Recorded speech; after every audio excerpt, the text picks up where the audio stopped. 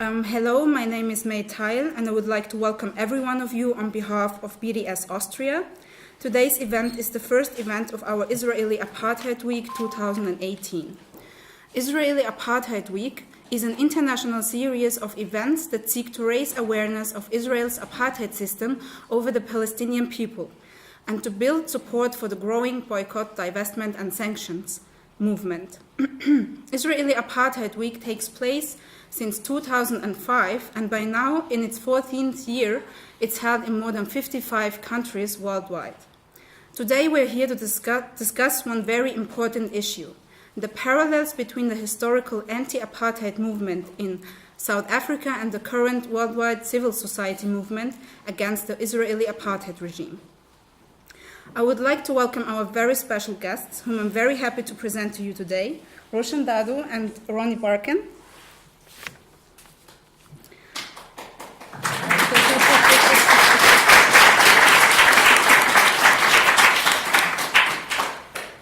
Roshan Dadoo, an accomplished BDS activist who is the daughter of Dr. Yusuf Dadoo, a Muslim who was a leading member and chairman of the South African Communist Party.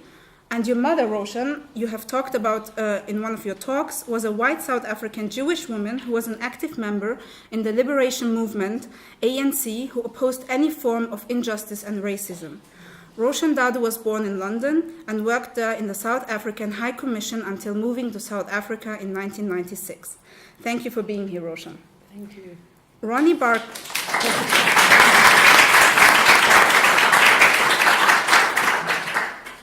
Ronnie Barkan was born and raised in Israel, near Tel Aviv. He's one of the leading members of the Boycott from Within movement, which is an association of Jewish and Arab Israelis supporting the BDS movement. Furthermore, he's an objector to military service. Ronnie Barkan sees himself as an anti-Zionist. In his eyes, Israel is a state founded on the basis of ethnic cleansing and ethnic segregation. He describes the treatment of Palestinians by Israeli authorities as apartheid.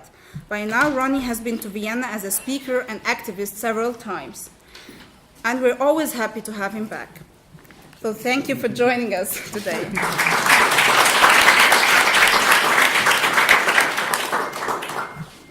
Before we begin with the presentations by our guests, followed by a panel and audience discussion, I would like to go briefly over the context and aims of the BDS movement. In 2005, around 170 Palestinian civil society organizations called for boycotts, divestment, and sanctions as a form of nonviolent pressure on Israel. Among these organizations were Palestinian unions, political parties, refugee networks, women's organizations, professional associations, popular resistance committees, and other Palestinian civil society bodies. Inspired by the South African anti-apartheid movement, the Palestinian BDS call urges nonviolent pressure on Israel until it complies with international law by meeting the following three demands. Number one, ending its occupation and colonization of all Arab lands and dismantling the wall. Number two, recognizing the fundamental rights of the Arab Palestinian citizens of Israel to full equality. And number three, respecting, protecting, and promoting the rights of Palestinian refugees to return to their homes and properties as stipulated in the UN Resolution 194. In Austria, the BDS campaign has been promoted by BDS Austria since summer 2014. Since then, it has been under attack, foremost by white people who unfortunately call themselves liberals or left-wing. They rather choose to ignore the injustice done to Palestinians and call us BDS activists anti-Semites for speaking up against the discrimination and violations of international law committed by Israel. I think this topic, the defamation of BDS as anti-Semitic and BDS activists, also Jewish activists, as anti-Semites, would also be an interesting issue to discuss with our guests. However, I would like to start with a different, more personal warm-up question before we proceed with the presentations and then the discussion. So, Roshan, let me start with your very beginnings. Your parents were both activists against apartheid in South Africa. How was it for you as a child to experience this, and how did it affect you? Thank you. You're welcome. Well, as you've said, I was born in London. My parents went into exile in around 1960. They were banned in South Africa and they left the country. In part, it was at the time when the African National Congress took up the arms struggle. And at the same time as doing that, they also started to see the importance of getting assistance and support internationally. So, of course, part of that was to get material assistance for the arms struggle and so on. But equally, it was the kind of beginnings of putting a big emphasis on what we called one of our pillars of the struggle, international solidarity. So I was born in London, and they were, at that time, sort of building up the anti-apartheid movement, starting from the small beginnings it had, which many people don't remember, because by the end of the 80s, certainly, it was such a huge and popular kind of a campaign. In the very beginning, it was a few people, 5 people in a little old office in London, trying to persuade people in Britain that, well, inform people initially what was happening in South Africa and persuade them to take action and take a stand. And one of the things that was something that everyone could do was boycotting South African goods, which were exported in quantities at that time, particularly to England. So I think I always grew up stuffing leaflets into envelopes. It was before cell phones and laptops and Twitter. So there was a lot of having a press and rolling leaflets off and putting them in envelopes and posting them and going on demonstrations around the issue of South Africa. But of course the South African struggle was very linked even then to the Palestinian struggle, and I suppose because my one parent was from a Muslim family and the other from a Jewish family, both were anti-Zionists, both were communists, and identified the racism that was occurring in South Africa as being similar to the racism that was being perpetrated by the State of Israel from its inception, or its very being, on the Palestinian people. And I think that's something, just not to go on too long, to bear in mind, that it is a question of colonialism and racism. It's not a religious struggle. And whether one's whatever religion or none is irrelevant. The point is, Israel is a colonial power. It's occupying a land of the people whose land it is. It's behaving in a way that, as all colonial states do, of oppression and so on and so on. And I think it's important to see it as part that taking up the issue of Palestine and support for the Palestinian people is part of being an anti-racist, whether you're fighting racism or the neo-Nazi parties in Europe, whether you were fighting against the apartheid regime, wherever there's racism against a group of people, it's part of that same struggle, and we're all in that together. So I think we can't ignore Palestine in that. Whether we're fighting against anti-Semitism in other places, that's also a form of racism. So it's important, I think, to situate it like that, and that was the way that it was seen, I think, by the South African activists at the time. Great. Ronnie, during a panel discussion in what came to be sort of a kick event for BDS Austria in May 2014 in Vienna, you described yourself as a privileged white Israeli Jew. And you can watch that video, by the way, on our homepage. You also said that this is how the state of Israel views you.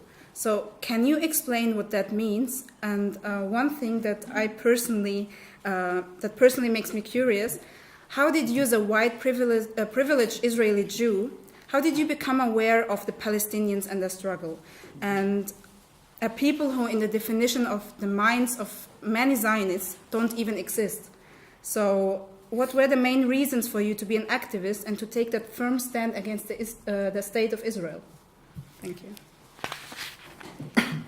So, should I take the microphone? Yeah, you could. Hi. It's okay. Good evening, everyone.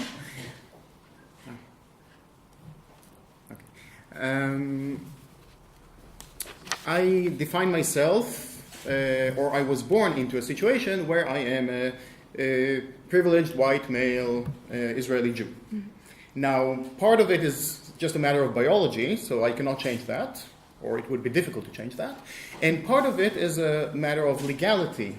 because calling myself an Israeli Jew is not the way that I define myself, it is the way that the state of Israel, the Zionist state, defines me, because I live in a system that is all about giving privileges to people of my ethnic background and taking away the basic rights from the others. So my legal status is a privileged Israeli Jew, whether I like it or not. What I end up, what I have left to choose from is whether I agree with that system or whether I oppose it. And obviously I oppose it. But there is no middle path in this story. Just like with fascism, either you're a fascist or you're an anti-fascist. Just like with Nazism, just like with slavery, just like with any other form of supremacy. Either you support that oppressive racist system, or either you support it or you oppose it. There is really nothing in between. So I had some, because I did grow up in Israel, and I did go through that indoctrination process that unfortunately most, if not all, Israeli kids have to go through. There is a lot of subtle type of brainwashing. It's not the heavy, intense brainwashing that most people think about, but it is everywhere. Everywhere you go, from kindergarten they raise children to be soldiers. They raise them to be afraid of the others, especially if they are Arab, even though 20% of the population in Israel are Arab-speaking. They have to be afraid of them, and on and on. So there are these different elements of indoctrination, and I like saying that I was just lucky enough not to get too affected by it. I was affected by it, but I was lucky enough that it wasn't that much of an obstacle to overcome. And the moment, that veil of ignorance was taken off, then the rest was very easy. Because I would argue later on in the presentation that the conflict is not a difficult one. It is actually quite a simple one to understand. You only have to take off that whatever element of ignorance and whatever we are taught to believe about the situation, and then the rest becomes very clear. So this is my personal story. Great, thank you. So I think we should go over to the presentations you prepared for today. So we'll start with Roshan, if you don't mind. No, that's fine.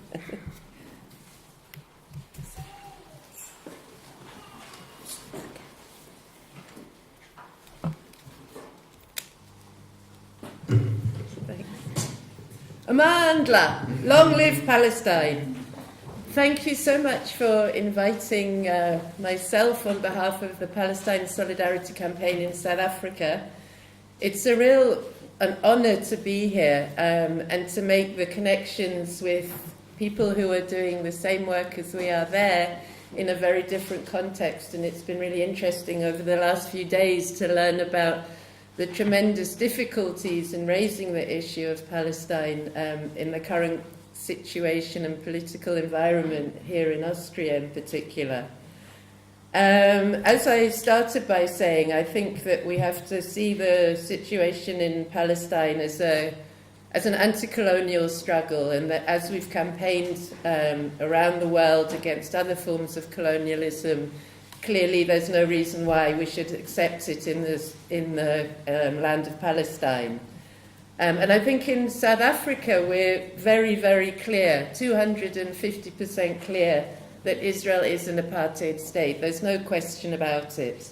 And there are a number of reasons why, for us, we feel that it's important to raise Israel as an apartheid state, as South Africa was raised as an apartheid state in an international context, because it has meaning in terms of the solidarity action that we take against it, as well as obviously having a legal framework. And the first reason why, obviously, it is an apartheid state is because it fits the definition in the International Convention on the Suppression and Punishment of the Crime of Apartheid that was promulgated in the UN in 1973, specifically then around South Africa.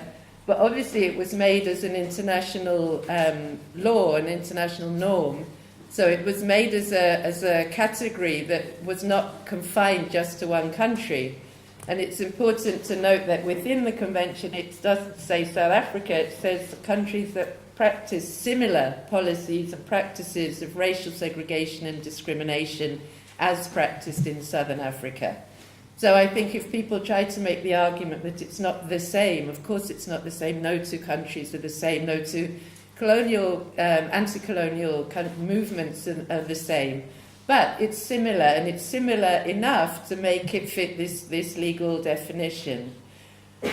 Then from that, there are also the direct links that Israel had with apartheid South Africa, and I think maybe now we might have forgotten some of that history.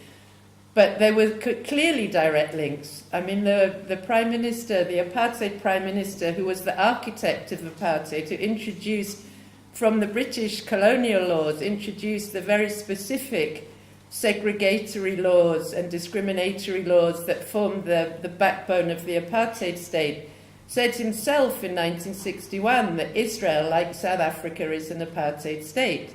So if Verwoerd, who invented apartheid, could see that Israel at that time was the same, there's absolutely no reason why we shouldn't be able to say, in fact, that's probably the only thing I would agree with Verwoerd on, that he's right, that Israel is indeed an apartheid state. Of course, he was saying it as a sign of he was delighted that there was another country out there that they could have relations with who thought the same way as they did. And there's a whole long history of very direct relations between apartheid South Africa and Israel. In 1976, which, if you remember, was the year of the Soweto uprising, at that very time, the then Prime Minister John Vorster visited Israel to sign an arms deal. So by 1977, South Africa was Israel's largest customer for armaments. And at that time, the armaments were being used against us, against the majority black population, against the anti-apartheid activists within the country. The nuclear connection. I mean, in spite of sanctions and by that time the growing campaign which had led to sanctions and the arms embargo internationally, in the 70s, Israel helped South Africa to produce 6 different types of nuclear warhead. And South Africa is, in fact, the only state after 1994 that has got rid of its nuclear weapons. But it was a nuclear state, as is Israel, and they had direct collaboration at the time, in spite of the sanctions and boycotts that were going on. The other way that Israel helped South Africa was through breaking the boycott by importing goods from South Africa and then repackaging them and exporting them around the world. So it was directly involved in propping up apartheid, in helping the apartheid regime to break the boycott that by that time was getting more and more successful. And then the last thing that's lesser known, that's only really coming to light now, is the relationship that the Bantustans in South Africa had with Israel. And they also developed these direct relationships. And what's interesting is that now we can identify the way in which Israel is creating Bantustans within Palestine by making sure through settlement building and other things, walls and all sorts of things like that, that there isn't a contiguous state that could be called two states, that there is a land mass that could be Palestine. When you look at the map of how that's shifted, you can see these little dots, little dots, little dots. I mean, it doesn't make any sense. In the same way that the apartheid regime created Bantustans, in which they identified who was from what ethnic group, and said, you belong there, you can only go there, that's your state. But of course, most of the world, except for Israel, saw through this. But Israel recognized these Bantustans and had direct trade and investment links with up to millions of dollars with some of the Venda, Botswana, Ciskei. They all had representatives, these little Bantustans that were not recognized by any other country, in Tel Aviv. There was, in 1983, $250 million of Israeli investment in Botswana, which no one remembers, not even in South Africa. I mean, it was a made-up country. But there was this direct connection. They had sporting links, educational links, cultural ties. And in fact, the only place in the world that flew the Botswana flag outside of South Africa was in Tel Aviv in Israel. So I think those links are also important in understanding this kind of ethno-nationalist project that South Africa had embarked on, maybe for different reasons or with a different intended outcome, but nevertheless, even in that project, you can see the parallels with Israel and the way in which Israel is trying to convince us that it's still possible to have a two-state solution. When we look at a map, I mean, it's like a trillion-state solution. Every little place would have be its own state. It makes absolutely no sense whatsoever, and certainly doesn't deal with ending the Israeli colonial occupation. But at the same time, I think we have to remember the links there were between liberation movements. So because the Palestinian movement at that time, the PLO and the different parties within that were also operating in exile, there was a lot of meeting up of people between the South African liberation movements and the Palestinian liberation movements.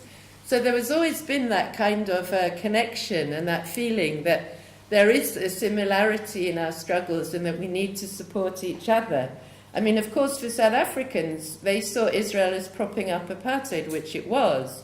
And, you know, so there's a sort of historical sympathy or connection with the Palestinian struggle in South Africa, I would say. And of course, then through the anti-apartheid movement that now we can see reflected in the BDS movement. So just to look a bit maybe at the kind of if we can say, I don't know about lessons, but what we could maybe learn between the two struggles. I mean, you know, we took up the boycott, as I'd mentioned, because it was a way of allowing people to not just think something, but do something about it, because everybody could not buy a South African apple or orange or whatever it was in the shops. In the same way, you know, we've often felt that it's a tactic that is applicable, not universally. It's not something that always makes sense as a tactic. But in the case of Palestine, particularly because Israel does export a lot of very everyday products, so it is something that you can start conversations with people that people can feel they're doing something about, as well as just feeling maybe sympathetic. But it's not a simple matter. I mean, when we look at South Africa, you can forget when you think of those big concerts for Nelson Mandela, for his birthday, and marches where there ended up being 250,000 people on the streets of Britain. At the time, it was like hard work from a few people, as I said, in the late 50s, 60s, trying to convince people, trying to get that support, trying to shift the kind of entrenched support there was for apartheid South Africa, which we also forget, not only by the governments, I mean, governments like Margaret Thatcher never, ever, ever shifted in that. But at the same time, people in Britain had created a momentum. So at one time, I think we did a poll, you know, like an election poll thing of whether people or not supported sanctions against South Africa. And it was a huge majority, 70-something% of British people at that point did, but the government never did. It was implacable. It was a friend of apartheid. It was a friend of these Bantustan elites and so on. So it's not an easy thing to do, and I think, you know, not to get discouraged, because it seems very difficult. Maybe you have 5 people, then you have 6 people, then someone leaves and you have 5 people again. But to keep going, because it is a campaign that has meaning, you know, it has an economic impact also within Israel, but it has an impact on galvanizing the solidarity and trying to create a movement of people around the world against Israel. The other issue that's often we used to get confronted with was, won't you make the situation worse for people in South Africa, for the very people you say you are supporting, if you start boycotting and if there are sanctions, because then they will be out of work and so on and so on and so on. And the argument we used to use was, it is those very people and their organizations that are calling for us to boycott, particularly the trade union movement at the time in South Africa. And I think, you know, that's also an argument now that we use to say, well, it's the Palestinian people themselves that are saying we need to boycott Israeli produce, we need to try to impose sanctions, we need to have academic and sporting boycotts. And the other thing is what we call the whataboutery argument, where people say, oh, but there's so many places that are bad in the world, why don't we boycott, I don't know, ISIS, or, I mean, how do you boycott ISIS? They're not exporting oranges. They're busy doing other things. But, you know, there's that kind of argument, why pick on Israel, or in that case, South Africa? What about all these other places in the world? But the fact is that Israel acts with impunity supported by the West, whereas most of these other places, which I'm not saying are countries that we should be supporting, or ideologies particularly that we should support, but they are equally seen, you know, by and large by people as being either pariah states or outside of you know, what we would consider, you know, freedom and democracy and so on. Whereas Israel is seen as both free and democratic. It's supported by the West, and it acts with impunity. I mean, the West does nothing about it, nothing at all, however atrocious it is behaving at any particular time. So, you know, that was one of the arguments that I think we still find around Palestine that we used to find around South Africa. Yeah, it takes time. I mean, Thatcher used to call the ANC a terrorist organisation, and it's definitely harder, I think, today, post 9/11, with the, you know, that kind of use of the word terror and terrorism, and when that's used, it's, you know, it's harder now to convince people that acts of resistance are not the same as terrorist acts, that people do have the right to resist colonial oppression and to resist exploitation and to fight for freedom. But still, I think it's a point that we need to make, and to try to make those distinctions, because it's the reality.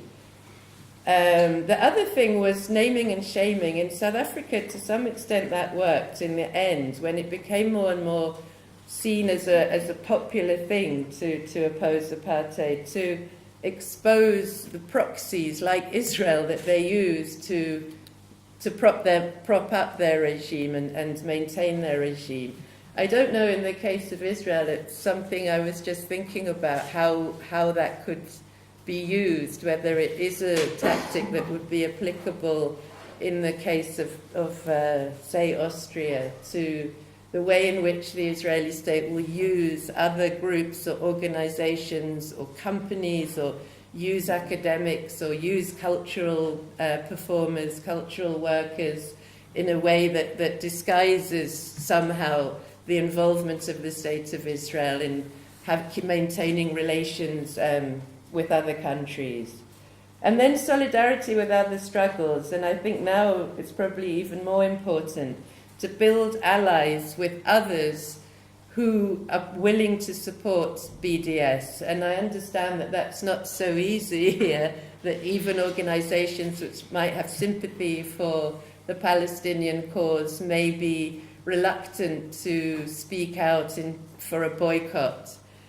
But if there are such organizations, and I think there might be a few that are beginning to see that boycotting Israel is part of broader struggles, I think that's an important way forward. The other thing is to try and avoid sectarianism within your own ranks, which is something that's almost impossible always to do. And it's something, you know, to deal with, that there are differences, there are going to be people with different views within the broader movement, but to try to find ways in which, as much as possible, without compromising on BDS, to work together and to try to present a strong front. I mean, it sounds like from, you know, recent events that there are other organisations on the left and around, anti-fascist organisations that, you know, that maybe might become willing to be more vocal around BDS here, hopefully. And then, as was mentioned, dealing decisively with claims of anti-Semitism. I mean, this is just ridiculous, the way that now Israel is using this notion of new anti-Semitism or anti-Semitism on the left. It's nonsense. I mean, anti-Semitism is a form of racism. If you're racist for whatever your other politics are, you should be called out for being racist. The fact of being anti-Zionist is not and has never been anti-Semitic. To be against the state of Israel's racist right of return law that makes it into an apartheid state from its beginnings has nothing to do with racism against Jews at all. It's totally and utterly irrelevant. I know this is not an easy argument to make in all places, but I think it's absolutely clear that it's not anti-Semitic to be against the state of Israel and against Zionist ideology, which is a political ideology, not a religion. Then the other issue, I suppose, is the issue of the Oslo Accords and how that sort of had an effect of demobilizing solidarity internationally. On the one hand, it could be seen as a victory of the Palestinians from the first Intifada that pushed a kind of a peace deal, but on the other hand, it can be seen as a way in which the PLO made a historic compromise in recognizing the state of Israel, and Israel did not one single thing that they were supposed to do. They did the opposite, which has created the situation on the ground now. Even went beyond that and built a wall, which was even beyond what had been there before.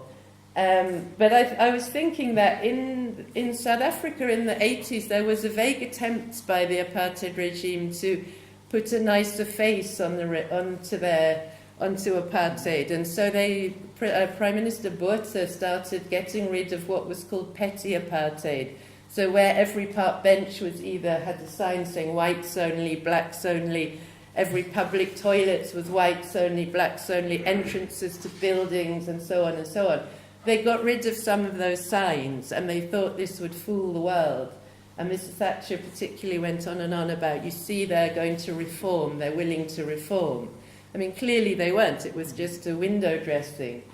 But, maybe there are moments in struggles in which, in a way, it's a kind of a victory because they're forced to do at least some small thing because of international opinion against them. But on the other hand, to not allow that to demobilize or to take away from the fact that at the moment there is no peace process. There's none. I mean, there hasn't been for years.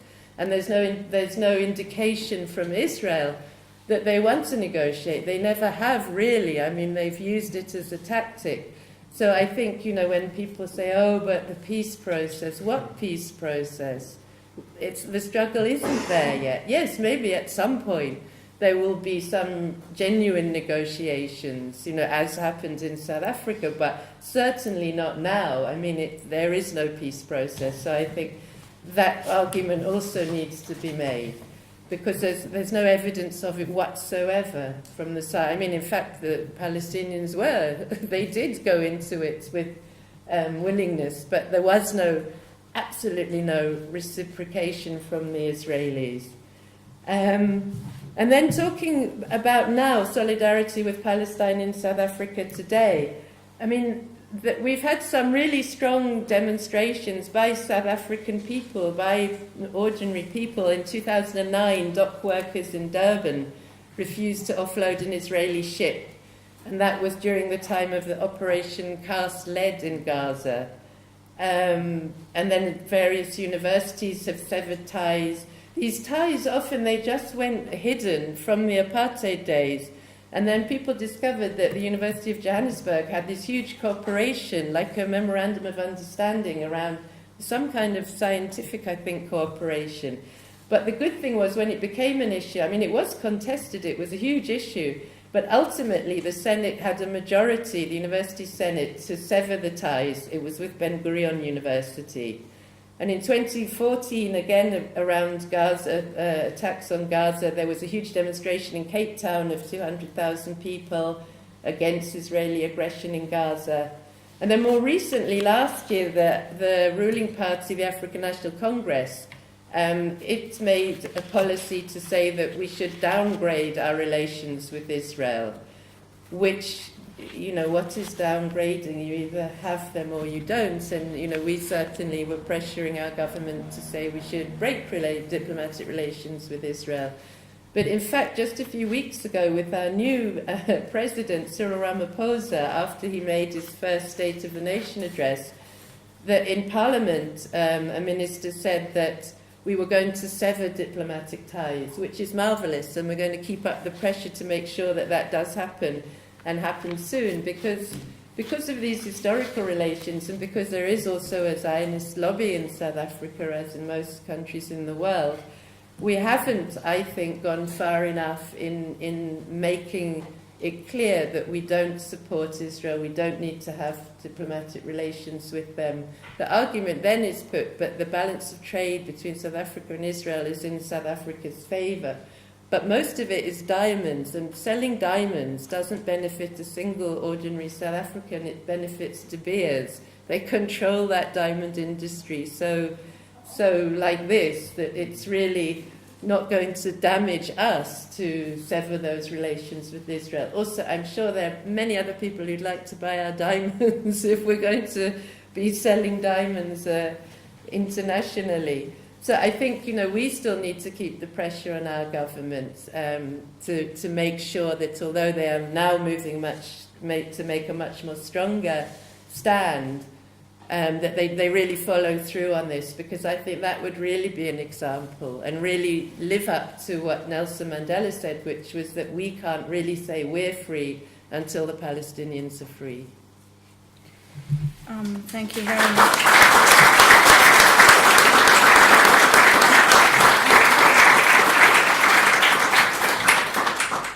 Thank you very much for your very interesting input, Roshan. Now we'll go over to Ronnie. You've prepared a talk for today.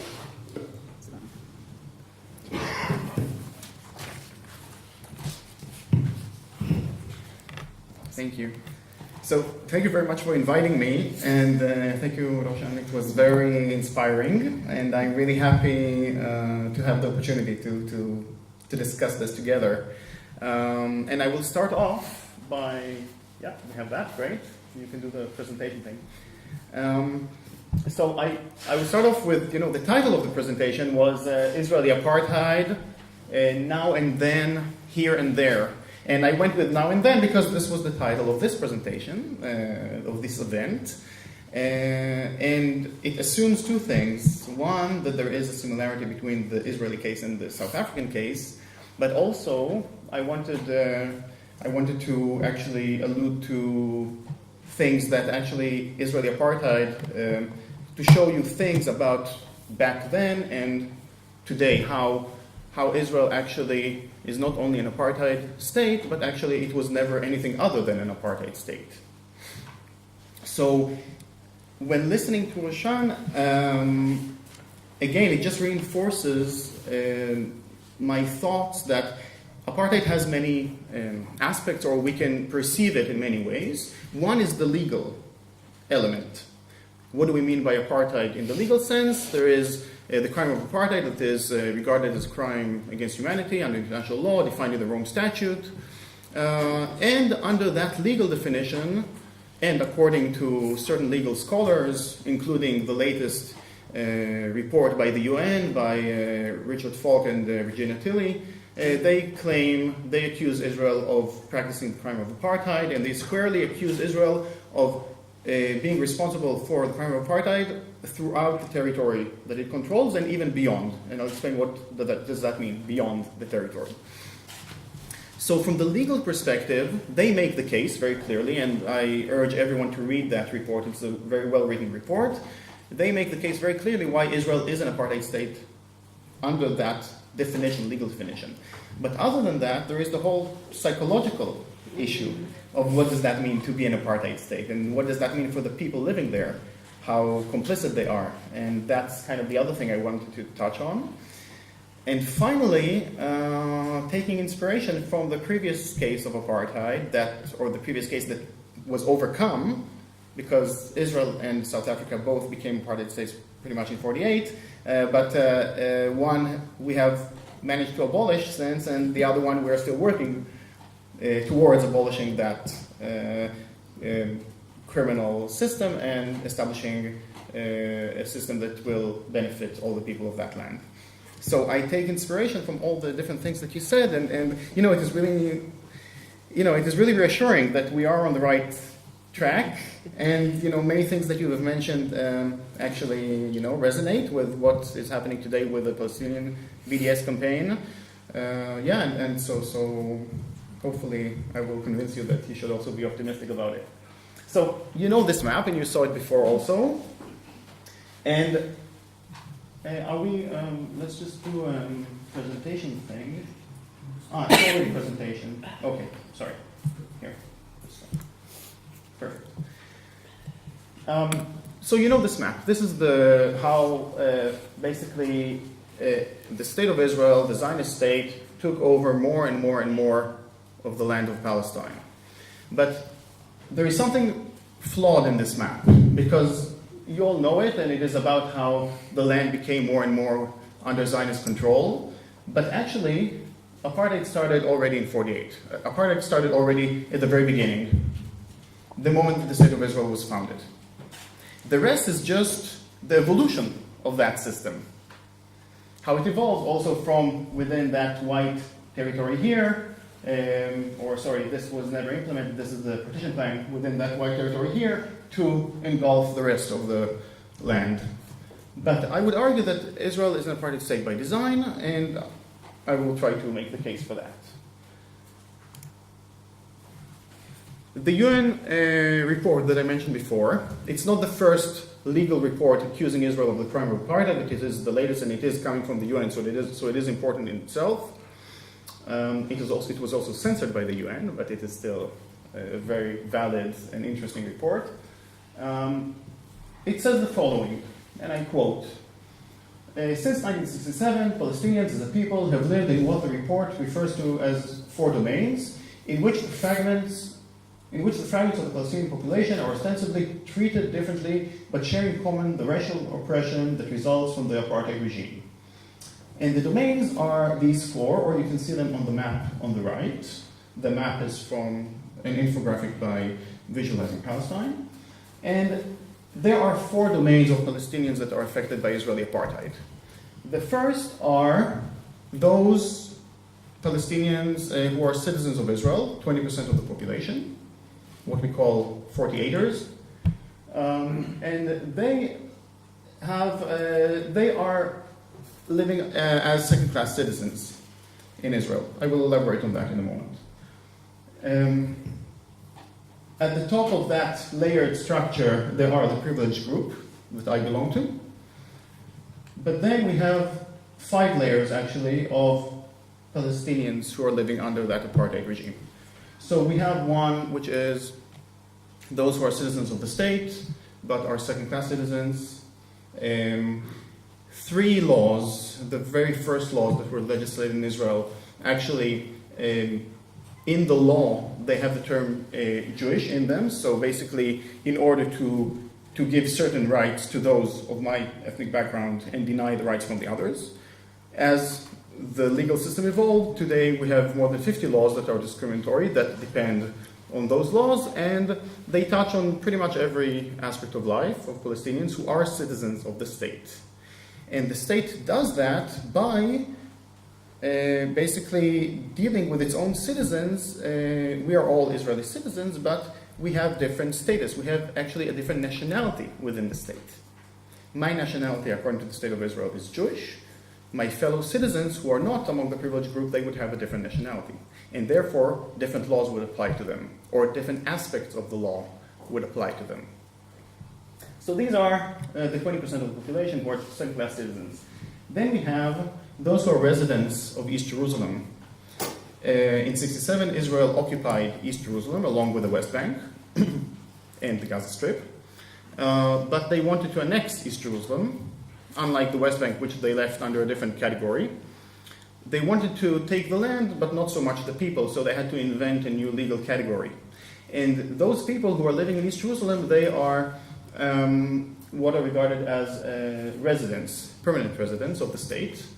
Israel claims that they have the same rights other than voting rights to the Knesset. But actually, there are many examples to show how discriminatory the system is. And it is enough to give the example that those who live in East Jerusalem, and who may have been living there for generations, if they move away, if they come to study here in Vienna, for example, and they stay here for several years, for 3 or 4 years, they can lose the right to ever go back home. If they marry with someone from Ramallah, which is just 15 minutes away, and their partner cannot come to live with them in East Jerusalem, so they would have to move to Ramallah, they could lose the right to ever come back home. They could see their house from there, but they could never go back. So they are living in a very precarious situation. And this is just, again, just a fraction of that. These are the second category. Then we have those under a military rule, those under a very harsh military occupation in the West Bank and the Gaza Strip. We can elaborate on that. I think that most of you are familiar with the hardships and basically the lack of every freedom, freedom of movement, freedom of political organizing, freedom of expression, etc. In the case of Gaza, it's beyond words. It's enough to say that according to the UN, by the year 2020, Gaza will become uninhabitable. It's enough to say that 95% of the water in Gaza is toxic. It's not fit for human consumption. It's a humanitarian crisis, but it is a politically motivated crisis. And Israel could undo that any moment it wanted to, if it wanted to. Okay? I have to say another thing about Gaza because I already mentioned the rest, that Israel had also even formulated formulas for counting the caloric intake for people in Gaza. They claim that they never implemented it, but we have a proof because they had to submit it in court. So we have the proof that they have actually formulated such formulas, and that again, that goes beyond words. Finally, and yet most importantly, are the fourth category, which are the refugees, those who actually don't even live on that land.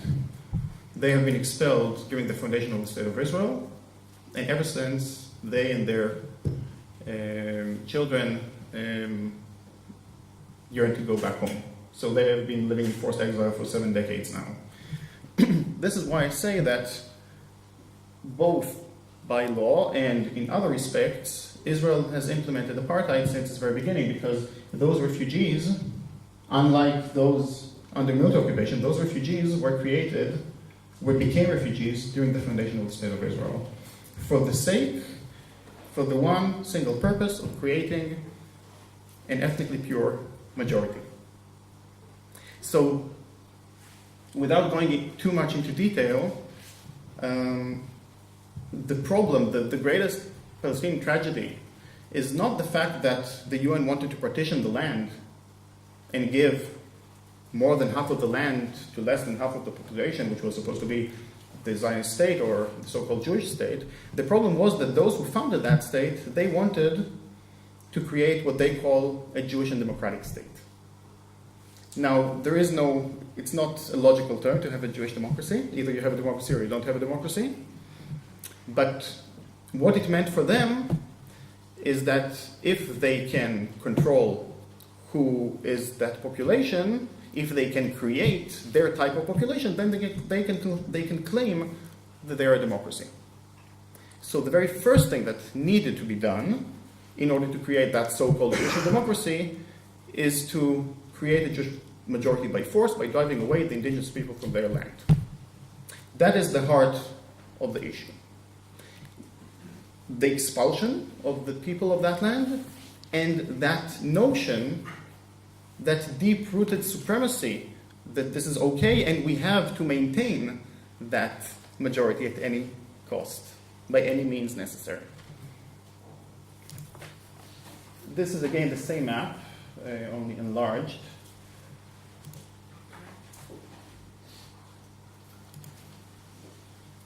I said that I have an Israeli citizenship, but I do not have an Israeli nationality. So this happens to be my identity card. It says, I'll do that. Okay, this is my Israeli identity card, and my citizenship is Israeli. However, my nationality, according to the state, is Jewish. By law, I'm regarded as such. However, the other picture is my passport. That passport happens to be a fraudulent document. Not only mine, every Israeli passport is a fraudulent document because actually it doesn't say the truth on that passport. In Hebrew, it does say citizenship Israeli, which is correct. However, in English, it says nationality Israeli. That is incorrect. There is no such thing as an Israeli nationality. Actually, this was taken to the Supreme Court of Israel. Certain Israelis appealed the Supreme Court because they said, we don't feel comfortable with having nationality Jewish. Why can't we have an Israeli nationality, like any other country? And this was deliberated much in the Supreme Court of Israel. The bottom line was that they could not accept that. They rejected that claim. And they basically said that having an Israeli nationality would undermine the very character of the State of Israel. And that is very true. So, when I say that this is a fraudulent document, it is because the Israeli court said so. The Israeli court said that there is no such thing as Israeli nationality.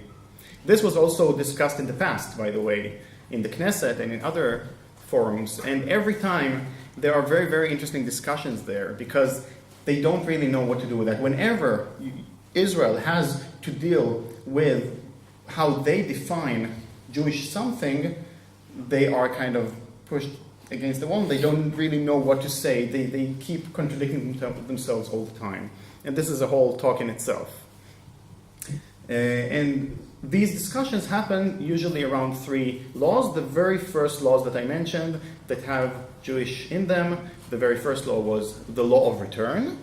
Unlike the right of return of Palestinians, the law of return says that any Jew who was born anywhere around the world may come to Israel and get immediate citizenship. Okay? However, a Palestinian who was expelled from there cannot return home.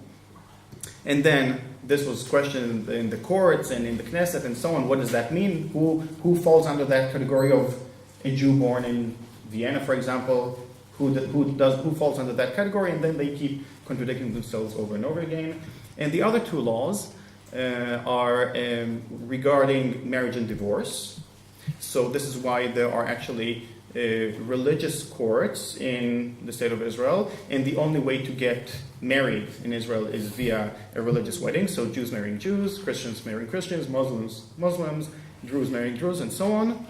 And actually, by doing that, Israel actually enforces Sharia laws in Israel with regard to marriage and divorce. As much as they like speaking against Sharia laws, they are enforcing that for that purpose. Now, it is for the purpose of making sure that people don't have mixed marriages, for the purpose of maintaining that ethnic purity that I mentioned before. Finally, the third law that has that term Jewish in it is about birth and death.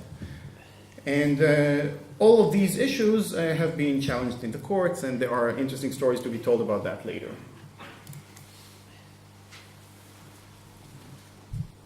So I'll give you one example of how that works. According to the law, according to actually a basic law, Israel has no constitution. It doesn't have a constitution because a constitution would have to basically safeguard the rights of all the people of that land. Constitution cannot be discriminatory in its very character, so it does not have a constitution. Instead, it has what's called basic laws. And basic law, the Knesset, which also determines who may run for elections, says the following: a candidate list shall not participate in elections to the Knesset, and a person shall not be a candidate for election to the Knesset if the objects or actions of the list or the actions of the person expressly or by implication include one of the following. And the very first thing is negation of the existence of the state of Israel as a Jewish and democratic state. Any party, any political party that demands democracy, any political party that is opposed to the ethnic supremacist character of the state cannot even run for elections. It will be barred from running for elections by law. And the same UN report that I mentioned before, they refer to this very passage, and they say that this basically voting rights lose their significance in terms of equal rights when a racial group is legally banned from challenging laws that perpetuate inequality. And then they give an analogy. They say it is like slaves who have a right to vote, but not against slavery. And this is the form of Israeli democracy today. The form that it was established in and the way that it is today. So when we go back to the South African case, in South Africa it was very much a case of black and white. And as Roshan mentioned, there were many cases that were what's called petty apartheid, very clear differentiations between the populations. In Israel, it is they play this democratic game. They make you feel that they are very democratic. Maybe some people feel that they are very liberal in nature. And yet, any party that challenges that character that I was talking about cannot even run for elections.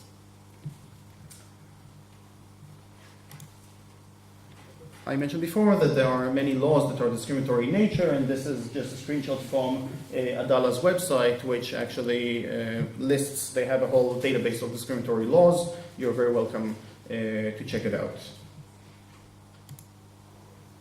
Okay, so who said that? An ever-increasing number of mixed marriages in numbers that scare me. It matters not, they say, it's only 18%, and there is someone who says 25%.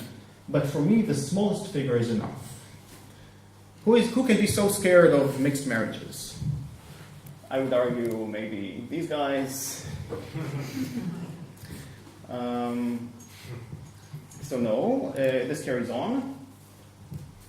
The same passage carries on. It says, one heavy calamity already hit us. It is intolerable that precisely now, when a Jewish state exists, the number of mixed marriages increases. So this one heavy calamity is obviously the Holocaust, and the person speaking says that now that finally we have a Jewish state, even though I would argue that Israel is not a Jewish state, it is a Zionist state, they say the number of mixed marriages increases, and this is very, very worrying. So who said that? It wasn't the Ku Klux Klan, it was also not Lehava, which is the analogous group in Israel that is acting against what's called miscegenation, mixed marriages and so on, mixed relationships.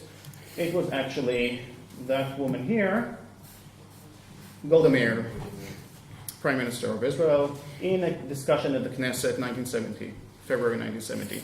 And this was in a discussion that was about, I told you that there were many discussions about what does that constitute to be Jewish and so on in the country, and there was a very lively discussion in the Knesset about that.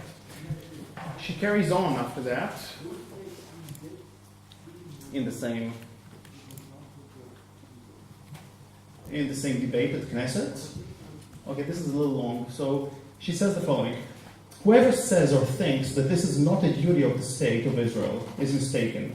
It is perhaps our first duty, after state security and linked to it. It is worth it, regretfully, to pay any price. She refers to tackling mixed marriages. This is what she's talking about. I know there is no guarantee that the Jew will remain a Jew and that his children and grandchildren will remain Jewish if they are not in Israel. I consider this the most important thing with a capital T. Without this, nothing else matters. Challenging mixed marriages. Challenging or putting in jeopardy the whole notion of an ethnically pure state, this is a security issue as far as she is concerned. This is the most important with a capital T, the most important thing. I can tell you that the Shin Bet, the Secret Security Service in Israel, at some point they had to discuss in court about targeting those who are acting against the Jewish character of the state. And they said that indeed they are monitoring anyone who is acting against the Jewish character of the state, even if they do it legally, even if they don't violate any law. So the security apparatus of the state, part of its role is to monitor anyone who challenges the so-called Jewish character of the state, the ethnic character of the state. Now, leading to very current issues today, you may have heard that Israel is deporting African refugees as we speak.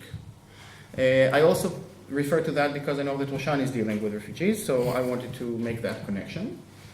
Here you have Minister of Justice, Ayelet Shaked, who I have the privilege of interrupting here in Vienna University not too long ago with some people here. And she refers to that deportation of refugees, and she says Israel must keep Israel must keep Jewish majority even at the expense of human rights. This is the Minister of Justice of Israel. The person who authorizes that, he is the head of the Immigration Authority. He's actually a doctor, a physician, Professor Mor Yosef. He says the purpose is to maintain the Jewish character of the state. Again, why these deportations are okay with him. They are deporting, Israel denies that they are deporting refugees to their countries of origin, but they do that against, in direct violation of refugee conventions. They are also deporting them to third countries where these people are placed at great risk to their life. For example, there is some deal with Uganda, but we have managed to uncover this deal that basically Israel denies that they have with Uganda and so on. They're actually paying Uganda per head. Each person that they send over, that they get rid of, basically, they pay $500 for. $5,000, I think, for, and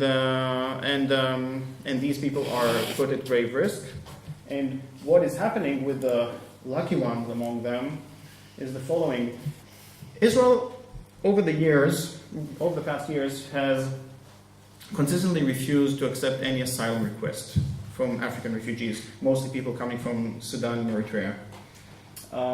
So you have some examples here. Of people who have been in Israel incarcerated in some of the time, much of the time they spent in prisons in Israel and so on, simply for being refugees and not of the correct ethnicity. And some have spent 5 years and even 9 years as being regarded as infiltrators in Israel. But all these, the lucky ones, have managed in one way or another, after being deported from Israel, to find their way to Europe, to Sweden, to the Netherlands, and so on, to Canada.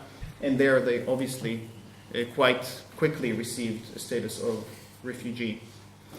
So this is very worrying and a very relevant issue that we have to discuss. The very same thinking about deporting, expelling the Palestinian people from that land is also applied to refugees coming from Africa these days.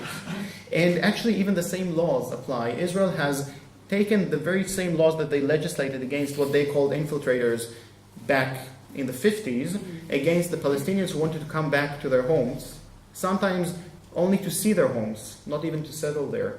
And they were targeted, and they were basically, many of them were being shot on sight, according to those infiltrator laws of the 50s.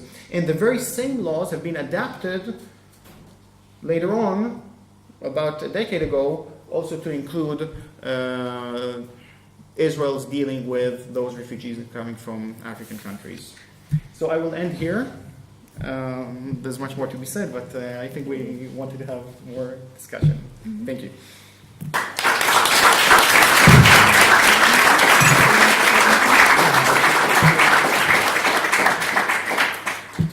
So thank you for your informative and insightful presentations, Roshan and Ronnie. So before we open the floor for the discussion and questions from the audience, I have a question for both of you. As you might have heard or experienced before, there is this phenomenon here in the German-speaking part of Europe, in particular Germany and Austria, of vilifying anyone who speaks against the atrocities done by Israel, or by even just sympathizing with the Palestinians. Usually this happens by calling such people, like BDS supporters for example, anti-Semites or even Nazis. So even Jews who criticize Israel or define themselves as anti-Zionist Jews are labeled as anti-Semites, and paradoxically this is usually done by non-Jewish white Germans or Austrians who get to decide again who is a good and who is a bad Jew, who belongs to a post-Nazi European narrative and who doesn't. So what do you think about this? And how do you feel about it, being a Jew yourself, or having Jewish ancestry and family? Thank you. Okay, well, I think this is a very old tactic of Israel and of the Zionist lobby internationally. Yes, even if you decide to define yourself as Jewish, as I have done many years ago in order to make a point about Palestine, then you get called a self-hater. I don't know if that's still what they say to Jews who speak out and who take an anti-Zionist stand. I mean, I think they have to think of something new, because it's just. Thank you. I'm sorry. It's summer in South Africa, and I know this is the hottest day of the year here, but I suddenly started sneezing today. Apologies. I think they need to find a new, something new, because really, I mean, okay, if I got called a self-hater, then I would say it's not. I don't hate myself. I hate racism. I hate anti-Semitism. I hate Islamophobia. I hate colonialism. And that's the point. I know it's a tricky one, and it has a particular resonance, I'm sure, here, more than perhaps in other places, that makes it effective as a way of demobilizing people from showing solidarity with or speaking out for Palestine. But maybe Ronnie has better advice on that. I'd like to start off by saying that BDS is clearly anti-racist. We oppose all forms of racism, including anti-Semitism and Zionism. And obviously Islamophobia and all kinds of other forms of racism. I'm not bothered by all these false accusations of being a self-hating Jew or anti-Semite or anything like that. Basically, we should look at it the other way around. The only thing that Israel has in its arsenal, and even that is a false argument, is to accuse the rest of the world of anti-Semitism. That and nuclear weapons, the ones that President Peres, the Nobel Peace Laureate and arch criminal, the person who invested his whole life into the manufacturing and selling of weapons, and yet he's regarded as a peacenik. He tried to sell Israeli nukes to South Africa at the time when the rest of the world were boycotting South Africa.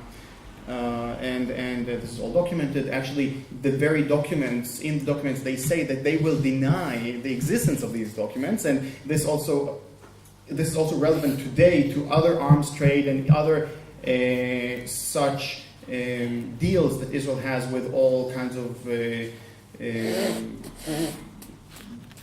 basically regimes, like dark regimes, oppressive regimes around the world. So other than a lot of force, other than nuclear weapons and other forms of weapons and so on, the other thing that Israel has in its arsenal, and that's the only other thing that it has, is that accusation against the rest of the world that they are anti-Semitic. That's it. Everything else is on our side. Justice, equality, and so on is on our side. So we don't have to be intimidated by that. And it's easier for me to say it. I know it is more difficult to say that in Austria or in Germany because of what is called Austrian or German sensitivity. And the best thing I have to say about that to the Austrian people is, it's time to get over it. Okay? Actually, if there is anything to be learned from the Holocaust, if there is anything to be learned from these atrocities, is that never again means never again to anyone. Not never again to the Jews. And while we're at it, we have to remember that actually there are those who have been fighting the Nazis at the time, those who Israel took the effort into basically erasing their legacy from the history books, who have stood by the Palestinian case since the very beginning. And I refer to, for example, Hayo Meir in the Netherlands, and I refer to the Bundist Marek Edelman from Poland. He was the second in command of the Warsaw Ghetto Uprising, and his legacy will never be taught in Israel. We learn in schools about Mordechai Milevich, who was commanding the ghetto uprising. He died during that uprising. Edelman survived. He later on became a local, he was a hero of that uprising. He later on became a local Polish hero. He was a cardiologist who basically created these life-saving operations, and on. He was really hailed in Poland, and at the same time, when they wanted to mark 50-year anniversary to the Warsaw Ghetto Uprising, it was the State of Israel and Yitzhak Rabin, who was the prime minister at the time, who insisted that Edelman will be disinvited from the event in Poland. Israel has also made sure that the most comprehensive account of the ghetto uprising was not being translated to Hebrew. It was written by Edelman himself, obviously with an anti-Zionist flavor. And they made sure that this most comprehensive historical account of what has happened there was not translated into Hebrew, and it took over 20 years until that eventually happened. It was translated to many other languages, but not into Hebrew. So when we talk about the legacy of the Holocaust, or what do we have to learn from that, and so on, then we should put in a very big question mark what Israel does with that legacy, and how they use and abuse that memory. So basically, Zionism is one thing, Judaism is another. There is no connection between Zionism and Judaism. If anything, Zionism is anti-Jewish, explicitly anti-Jewish. I can elaborate about that if you want. And I don't think we have to be intimidated by that. We have to stick to our anti-racist struggle. We have to stick to our universal values, and let the naysayers do their thing. Thanks again, Ronnie and Roshan. Now you, the audience, will have the opportunity to ask the questions. We will collect several questions so that Ronnie and Roshan can answer them at once. So if anyone has a question, just raise your hand. Yes?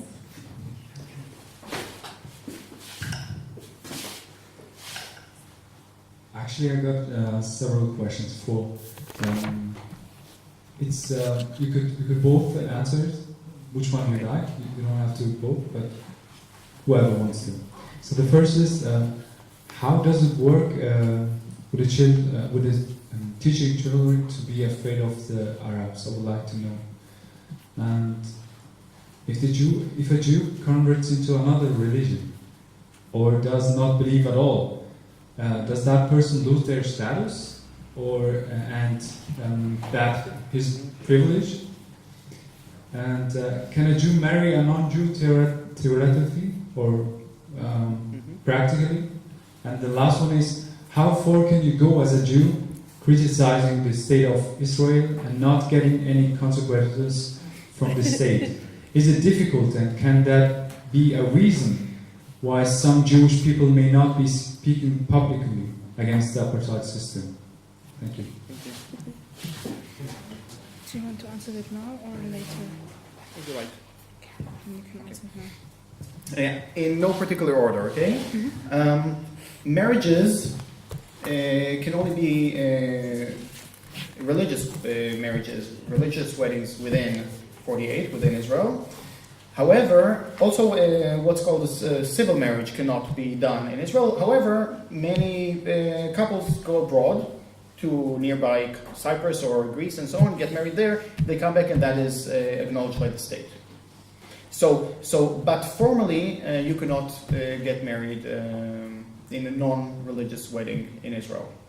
Okay, so if there are different whatever, any combination, you can get married abroad, and that will be valid once you come back. With regard to losing privilege, so far I use my privilege, obviously in order to overcome apartheid, in order to abolish apartheid.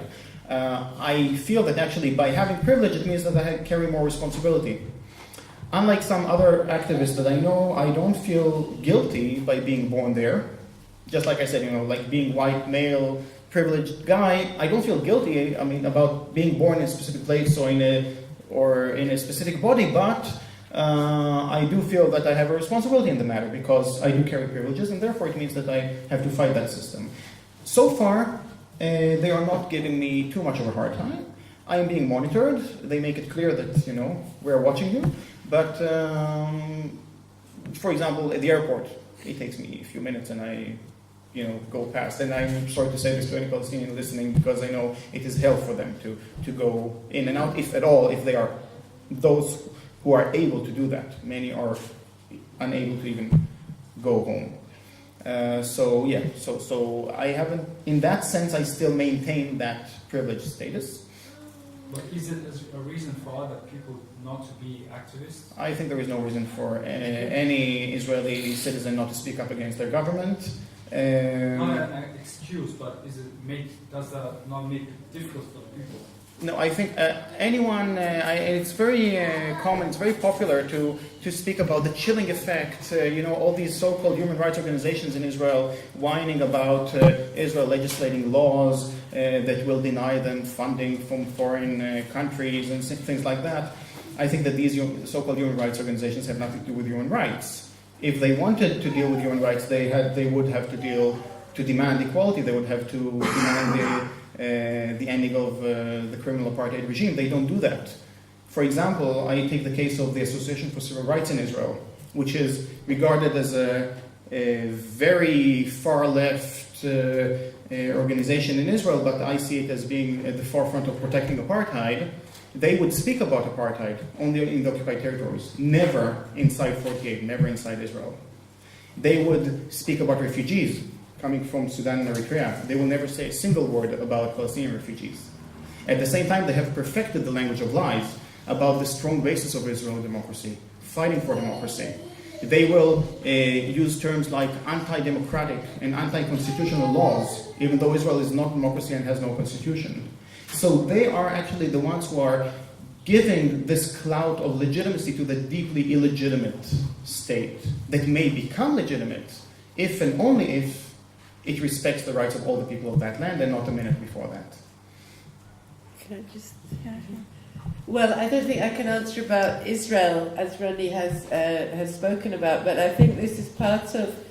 It's one of the myths of Zionism. Zionism depends on the fact that it has to claim all Jews agree with Zionism. Otherwise, the whole project unravels. So even in Jewish communities everywhere around the world, if you speak out against the state of Israel, against Zionism, you are ostracized, basically. You're ostracized if you're religious, usually from your shul. You're ostracized even amongst secular Jews from your community. Even Richard Goldstone, who wrote a UN report after Gaza, who's a South African Jew, I mean, he happened to be a South African Jew who was making a UN report, came under such pressure after he published this report saying there was disproportionate use of force on the part of Israel, responding supposedly to these rocket attacks from Gaza, that the community didn't allow him to go to his own grandson's bar mitzvah in the shul in Joburg. I mean, they were protesting outside the shul saying he can't come in. So there's that kind of a thing that goes on. But it's because it's a myth, and again in South Africa, there's always been, actually, as Ronnie was saying, in Europe, I mean, the majority of Jews were not Zionists. Zionists were a minority political, ideological current within the European Jewish community before the Second World War. And in South Africa, most of the Jews came from Latvia and Lithuania at the time of the pogroms in the late 19th century, early 20th century. And many of them arrived as communists or Bundists and carried on being communists and became understood that the anti-Semitism they were running away from equated to the kind of racism that the National Party in 1948, exactly the year of the founding of the State of Israel, when the National Party in South Africa came into power, they supported Hitler in the war. They were actually imprisoned by the Smuts government at the time when South Africa supported the Allies in the war. So there was, the anti-Semitism continued even there amongst the Afrikaners, but because under apartheid, as it was implemented, in that way white privilege trumped anything else, they'd shut up about the anti-Semitism. I mean, those were fascists, the Afrikaner National Party. They had supported Hitler in the war. They clearly were fascists. They'd marched through Pretoria, my mum remembered, as brown shirts, copying what was happening here and in Germany. And yet the majority of Jews in South Africa, because they reaped benefits through being classified as white, shut up about all that anti-Semitism. However, there were still a lot of Jews. Most of the white people that joined the anti-apartheid struggle in the early days were Jewish. And there was that connection that some people made between anti-Semitism, anti-racism, anti-colonialism, that saw that, no, there's something wrong here. If they're picking on us for being Jewish, why are we picking on them for being black? This makes no sense. So I think, we have to unpack that, but it is true. The myth turns around. It's like a circular argument. So you either have to take a stand and stand outside of that and say, no, not all Jews are Zionists. It's not the same thing. You cannot equate the two things. Historically, it's very recently that you could even say the leaders of Jewish communities around the world are Zionists. It's a political ideology. So I think, there is a point to be made, but it's also, as Ronnie said, you cannot use it as an excuse not to speak out once you are aware of what's going on, especially if you are concerned about anti-Semitism and never again happening to Jews or Muslims or anybody else in the world. If I may add something. About the children? Yeah. So about children being indoctrinated, just now in Israel they celebrated a Purim festival, which is like Halloween in a way. Like Halloween, only that the story behind it is basically celebrating a genocide or a mass murder. But anyway, they are celebrating Purim by dressing up like children dress up in Halloween and so on. You could see so many children being dressed up as soldiers and policemen and so on. It's quite amazing to see that. And this is obviously just on that festival, but basically the indoctrination literally starts from kindergarten. The maps that are being printed by the Ministry of Education that exist both in the kindergarten and in schools are this map of Israel with no borders, from the river to the sea. Israel, Palestine, the same land, as I said. Yes, exactly. It says "My Israel," and there is the flag, and there is the anthem, which is a racist or at least an exclusive anthem. There is the picture of the president, the picture of the chief of staff, of the military chief of staff. This is what every child sees when they enter the kindergarten. And then there are all kinds of other activities, obviously, that are kind of ingraining this militaristic type of thinking. I think that most children learn to fear the other, first of all, because there is no interaction. By choice, sometimes there is no interaction. There are separate schools, separate kindergartens, and so on, both for Arabic-speaking and Hebrew-speaking, and also among the Hebrew-speaking, there are among the religious and the secular, and among the types of religious folks, and so on. So there is very, very little, if any, interaction between different communities. They may live in the same city, if they're lucky, and they live in what's called a mixed city, but even in those so-called mixed cities, there is segregation. Segregation by choice, not necessarily by law. But they choose to live in that way, and they are being told in all sorts of different ways that they have to be afraid or to be concerned about the others. And the more that people grow up, obviously, and the more that they are kind of being kind of directed, focused towards the army, then the more it is explicit, that type of hatred or at least not liking the others. I would like to add something about what Roshan said about Zionism and so on, without taking up too much time. First of all, there is a clear separation between Judaism, which is a religion, and Zionism, which is a racist political ideology.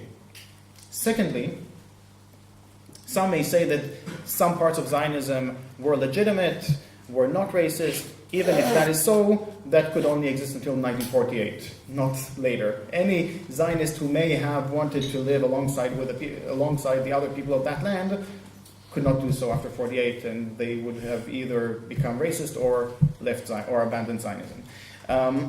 Now, the other thing I want to say is that there are many tragedies within the greater tragedy of Palestine and the Palestinian people. Partly, it is the tragedy of how Zionism stole Judaism from the Jews. Many religious Jews, like Roshan said, no religious Jew in Europe was Zionist, as far as I know, or very, very few. I mean, the numbers were negligible. And also among the so-called secular Jews, whatever that means, also among the secular Jews of Europe, Zionism was not a success story. There were less than 5% of European Jews who were Zionist. There were many more who were supporting the Bundist movement, for example, which were universalists, which had a very different approach towards solving the very real anti-Semitism that existed in Europe. I'm not saying that there was anti-Semitism, but Zionism is a reactionary movement that adopted the very same thinking of those anti-Semites, only with a different end goal. But they have adopted the very racist thinking, and to this day they are perpetuating that type of thinking. So one is how Zionism is using and abusing Judaism. That is a tragedy. And also the tragedy how today we look at the ultra-Orthodox Jews, for example, and affiliate them with sometimes with all kinds of like racist, anti-Muslim, anti-Arab practices and so on, while there are still large communities that are deeply anti-Zionist. There is the story of the Mizrahi Jews or Arab Jews who have, Zionism, and I will end there. Zionism has basically created this mechanism, this funnel, where you put in one side, let's say, people coming from Arab-speaking countries, and on the other side you have this Zionist robot, in a way, a person who put aside their culture and whatever that they were told, like those coming from Arab-speaking countries, who were, had an Arab culture and listening to Arabic music and so on and so on. They had to put aside all of that, and in order to adapt, in order to become part of that new land. And just like that, there are stories about how the Zionists took religious Jews from Tunis, for example, Tunisia, and they told them, your very first test, if you want to come to Israel, is you have to take all your religious paraphernalia, your religious things, and to throw them in the fire, and to get rid of that, if you want to come to Israel. And yet, Israel claims to be Jewish. You virgin. Yeah. Yeah, sure. I think You don't need it, okay. I just want to add something about this kind of brainwash. Mm-hmm. There's a video where children, they brought them to a basement for the Israel army, and they were signing the rockets before they throw it in Gaza. And they were showing the guys, the kids, the Jewish kids, how they use guns or how they should use them. There's something also very interesting. I'm watching since like around 1 year. There's a place in Israel where you can go from all around the world and go there to do like army activities, and you pay. It's like kind of vacation. Yeah, and the pictures where you shoot is Palestinian guys, and they teach you this. We should kill them. I mean, I don't understand this at all. So I think I just want to add something what Ronnie said before. Mm-hmm. I also believe that the Israeli people are brainwashed. They are victims. They are really victims of what the whole, because as he said, they are like changing the right belief of Jewish as a religion, and they replace it with the Zionism. And it's I think it's just a political. They are looking for power and money, and that's it, no more.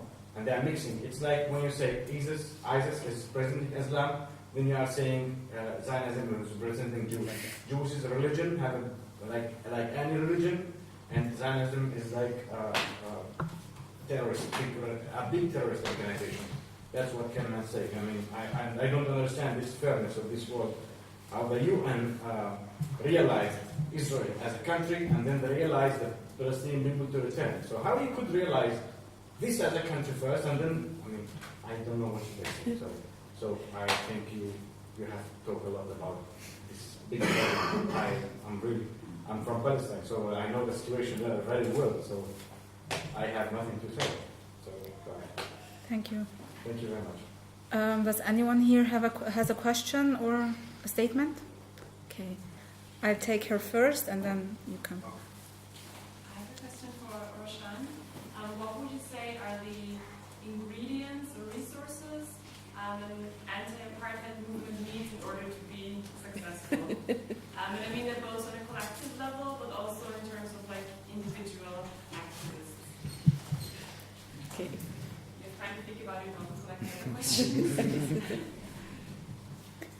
You wanted to ask something? I have two questions. The first question is for you. Yes, it's very similar to compare between the Palestinian case and the apartheid regime in South Africa. But I find sometimes it's not so, or it's hard to fully compare between two cases. Because in the Palestinian case, you are talking about some people who are who were taken out of their land. I'm a Palestinian refugee. I was born as a refugee, and I came here and they called me as stateless. So they don't recognize my state. So in this state, Israel were built on Palestinian land, and they removed the Palestinian and put the state of Israel. And I don't know what to add in this case. And the second question is, I'm talking to you as Jew, not as Israeli. For the Jew people, we always say our conflict is not religious conflict. There's no problem between any religions. But for the Jew people, how could you accept Israel to represent you or to take in your name? Thank you. Do you want to? We have been talking for years about this phenomenon, how strong the Zionist narrative is, especially in Germany and Austria. And obviously is linked to the argument which Zionism uses that Holocaust justifies Israel Zionism. And I believe there's an important phenomenon. It is the transformation of anti-fascism into state ideology of Germany and Austria, which is much younger than in most other European countries. Because most other European countries draw their legitimacy, even often mistaken like in Britain, on anti-fascism. The invention of anti-fascism here is only 25 years old. And the more they push on this argument to support Zionism. And I think for us, because all of us, we are anti-fascist. But many of us, I don't, not in the room, but here, don't understand the game which is being played with anti-fascism. And I think in order to deconstruct Zionist ideology and Zionist strength, also because this comes from the left here, we need to attack this kind of anti-fascism.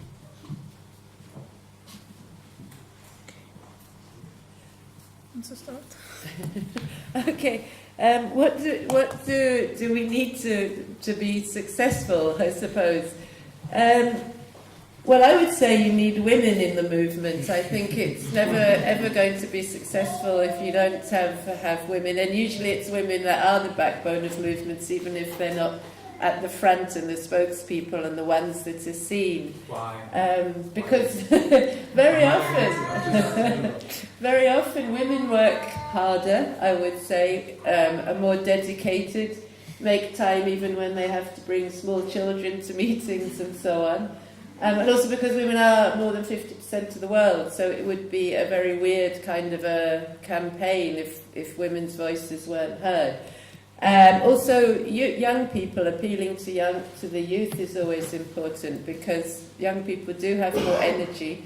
I didn't know this until I got older, that you actually do get tired quicker. Which is not to say that you should be ageist and not include old people.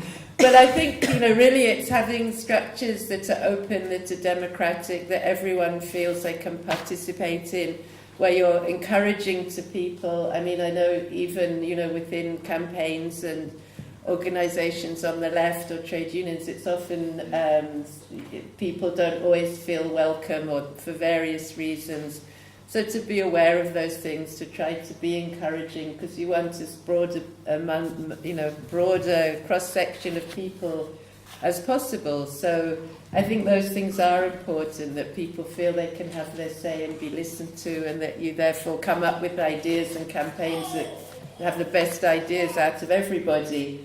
And I think now probably more than ever, things around communications. I mean, then in the anti-apartheid movement, coming up with catchy slogans and ways to attract attention and ways to get the attention of the media. But now it's maybe easier and harder, now with having to have online and tweeting as, immediate, sending things out immediately and those kind of things. I think it does make a difference.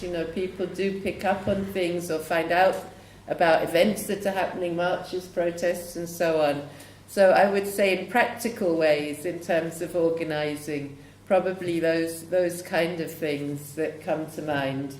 The question about, yes, there are lots of things that are not similar between South Africa and Israel, South Africa under apartheid, but I think they both were settler colonial regimes where colonialists came from somewhere else and decided, this is our place and you don't have a place here. That may be manifested differently, for all kinds of reasons, but nevertheless, black South Africans were not citizens of South Africa. They were not even third-class citizens, they were not citizens. When the apartheid legislation reached the point of establishing the Bantustans, that was the whole idea, to say, the whole of South Africa, the majority land is for white people, which make up about 8% of the total population. Those small little bits, the white people decided who belonged where. And these were supposed to be proper states, and you were supposed to be a citizen of this small little space. There were also, of course, exiles, political exiles, refugees from South Africa, not in the same way as happened particularly 48 with Israel. But I think they're both settler colonial regimes, because in both cases now you have Israelis that are born there for some generations. No one is suggesting that anyone gets thrown in the sea. It was the same with South Africa. The thing was, but you're going to expel all white people and throw them all into the sea and what have you not. No, you want to have a state in which everybody has the same rights. In the case of South Africa, the white minority is such a minority, it's unbelievable that they still, in fact, control a large, the majority of the land, and it's still an issue, and it's one of the things just now the government has made a new determination to try to redress that imbalance in land ownership, because imagine 8% of the population having that kind of control of 80% of the land.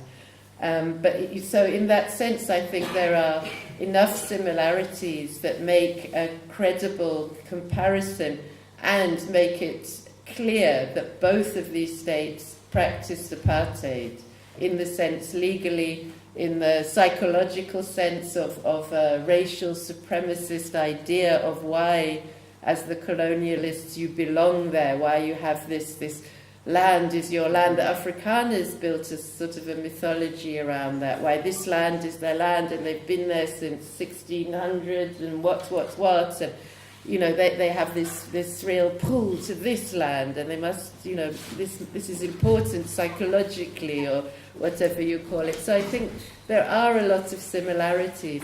But, to make those points around similarities isn't to say that there are not differences, and clearly there are. It's just to make that point that it's not about a religious war, it's about a settler colonial regime that has taken the land that is somebody else's, that it now is refusing to do anything to alter that fact in such a way that it would make it possible for everyone who is in the country, including the African migrants who are in the country, to have rights to be there, but most particularly, obviously, for the Palestinians whose land it is in the first place, as it were. Not that there's a first place. I would say that, first of all, there's many things to be learned from the anti-apartheid struggle in South Africa, and it doesn't mean that the struggles are identical. Also, both South Africa and Israel were apartheid states long before apartheid was defined as a crime under international law. And the struggle was just as legitimate before it was defined as a crime. We don't need international law to tell us that we are struggling for what is right. we have international law as a tool to struggle. Even if the law says otherwise, I don't care. Even if the Israeli law says that it's illegal for me to say whatever I'm saying today, according to Israeli law, there is an BDS law in Israel, and I'm very happy to violate that law. So the fact that the law says one thing or another doesn't impress me much. But the fact that we do have international law on our side gives us a tool that we can use in order to bring down Israeli apartheid. And what I learned from the struggle in South Africa is both how they struggled and what was successful, and also take inspiration, which is very important. And there are all kinds of analogies also with campaigns. If you look at the campaign against Polaroid in the US at the time, which were responsible for the pass laws, or for the documents, for the pictures that were printed for the pass laws, and today we have HP, Hewlett-Packard, which is doing the same thing with Israeli pass laws, or whichever way you want to call it. So taking inspiration, learning from what has been done, but also learning how to do things better. And Roshan mentioned, for example, the redistribution of wealth definitely is still in the making. And I would tie into that another revolution that is in the making, which is the cryptocurrency revolution, which we haven't discussed here, and I don't know if we have the time for, but I think that there are other things that we have at the moment that maybe people didn't have at the time during the anti-apartheid struggle in South Africa, and we can try to tie these things in together. How to do it better, how to be more effective in the struggle. And we can see that in less than 15 years of a Palestinian BDS struggle, we have managed to achieve quite a bit. In South Africa, I think it took roughly 30 years until eventually the BDS campaign became mainstream and had like a very real effect. Now, to answer briefly about Zionism and Judaism, first of all, I'm not here to speak on behalf of Judaism. I'm a human being, and that's more than enough for me. But it is true that the state of Israel, takes me as a hostage in their struggle, in their criminal, racist struggle, and they claim to speak on my behalf, and on other people's behalf, also on Roshan's behalf, for that matter. Yeah. So they have taken us as hostages in their criminal struggle or criminal goal. Now, what I say is very simple. Any Israeli official that claims that if you are critical of the criminal occupying apartheid state of Israel, you are also somehow anti-Semitic or anti-Jewish, that very statement in itself is hate speech. That very statement in itself, the logic of that statement, also says the very opposite thing, that anyone who is ethnically or religiously or otherwise Jewish must be, because of their Jewishness, and I don't even know what exactly they mean by that, they must be, because of their Jewishness, to support that criminal endeavor. Just by me being Jewish, I must support apartheid. This is what they are saying. That is a very racist statement. If you say that all Jews are criminals, all Jews support apartheid, all Jews are supremacists, that's what they are saying. By saying, we claim that if you are critical of the state of Israel, you must be anti-Semitic. It's the exact same statement. It's the same logic. I just said it in reverse. So I would love to, by the way, to take this to court and to file a claim about hate speech against some Israeli official who says that. But this is the only thing that I can say about those Zionists who claim to speak on behalf of Jews. They are lying, and it's not only that they are lying, they are actually racist to the core by doing that, by conflating Zionism and Judaism. Thank you. Are there any more questions? The lady at the back, if I remember. Then, Yeah, thank you. First of all, thanks to both of you so much for being here and for all your work. I have one question for both of you. You've been talking a bit about the importance of the public view, the support of the public everywhere, the international public. And actually, in the past years, especially after the war in 2014 on Gaza, there has been some change, especially in the US, in Northern Europe. I've been living here for a couple of years. I don't see it as much in Vienna and Austria and Germany, but there has been a change. and there is more public support for Palestine, but I've been traveling a bit to Palestine and Israel, and you don't see it on the ground there. Like with every day, the settlements are just getting bigger. Every day, international law is being violated, and the UN are also saying Israel is violating international law. But I'm just thinking, you start kind of to answer the question by just saying it took time for South Africa. But when did the ball really start to roll for South Africa? Like, what does it really take that we can have public support for Palestine, but we need to see some change as well? I'm just, I get sometimes impatient. And what does it really take for us to see change on the ground in Palestine? Yeah. Do you want to comment on that? Well, I think in the case of South Africa, it did. It took 30, 40 years for the international campaign to really reach the level it did by the end of apartheid. But also, I think it's a combination of things. You know, the international campaign, I agree with you, I think maybe not here, but perhaps in the States, there's been some real significant successes of the BDS movement in particular, of artists who have refused to go and play in Israel, of more awareness of the boycott generally in places around the world. I mean, even in South Africa, I think there's been successes around the boycott that we hadn't seen in, about 4 or 5 years ago. But possibly it sounds like it's not necessarily like that here. But I mean, in the case of South Africa, it was, we saw our struggle as having 4 pillars. So we had the international struggle, the armed struggle, mass mobilization, and the workers' struggle. And so it really was a kind of combination of people within the country, on the ground, the threat of military action and a decisive defeat of the apartheid military in Angola and Cuita-Cunivale, various things that started to shake the regime. But as the regime got shooken, it became harsher as well. So I was thinking this arresting of children, something the apartheid government started doing, I mean, after 76, sure, because it was school children that really rose up at that moment. But in the 80s, there was this mass arresting of very small children and torturing of children who'd been arrested. And there was then a campaign internationally around that. But it was almost a sign of desperation. And Israel is now targeting children in particular. So I think often, you see worse atrocities at times when repressive regimes are actually feeling maybe a bit on the back foot.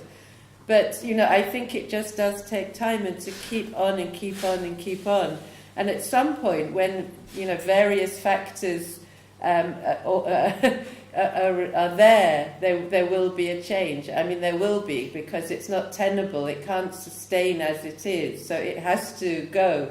But if we all keep pushing and doing our little bits, where we can, what we can, I think ultimately we're going to win.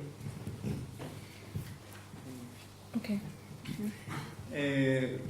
A little reason for optimism, and I think there is a lot of reason for optimism actually. I think that Israel is really panicking, and we see that in different ways. It is more difficult to see it here, like in Austria and Germany and so on, where the discourse is much more targeting any discussion about Palestine. The whole media is kind of in collusion with the Israeli propaganda and so on. But if you go to other countries like in the UK and so on, and in the US, you see that not only that being pro-Palestinian and supporting BDS is the thing to do on campus, for example, also those among Jewish communities, for example, those who grew up, American Jews who grew up to blindly support the state of Israel, to basically support Zionism, we see a very clear trend of American Jews basically distancing themselves away from Zionism and from Israel. Maybe they have not, gone the full length and become anti-Zionist, but at the very least they are distancing themselves, and this is very clear in the polls. And Roshan mentioned that also how there is a difference between the people and their governments. While the US and Canada and elsewhere, we see the governments very much in support of Israel and doing Israel's bid, the people of those governments are speaking very differently. When the Canadian government not legislated, but they had some statement against BDS, at the same time, less than 40% of Canadians agreed with that statement, according to the polls. And when you ask the same Canadians about their support of BDS, there's over 70% support or saying that BDS is a legitimate practice. There's actually roughly 80%, or roughly 80% among more liberal forces, but including the less liberal forces, the more conservative forces, there's over 70% of folks who say that BDS is legitimate. There's more than 40% in the US who say that BDS is legitimate, and so on. And this is very reassuring. And in the UK, there's even more interesting examples, like when they did a poll about which are the most favorable and the least favorable countries in the world, Israel came third to last.